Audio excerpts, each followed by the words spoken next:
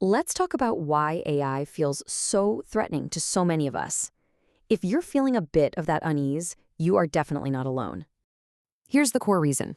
If AI feels scary, it's probably because your job was designed for a world that, frankly, doesn't really exist anymore.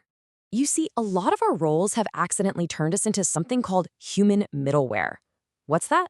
Well, it's when your main function is just moving data around, checking boxes on a list, and approving really low-risk tasks. Think about it. How much of your day is spent just being a human pipeline for information? Moving data from one system to another, ticking off a checklist, or hitting approve on something that's pretty routine.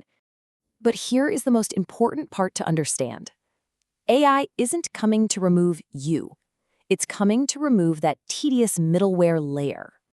This lets us separate the noise, all that repetitive work, from the nuance. And that nuance, that's where your real value has always been hiding. And that's the real opportunity here. When you let AI handle all that repetitive noise, you finally get freed up to operate at your true level. So stop thinking about it as replacement. It's not. It's about a total redesign of your role, one that focuses on the work that truly requires your human insight.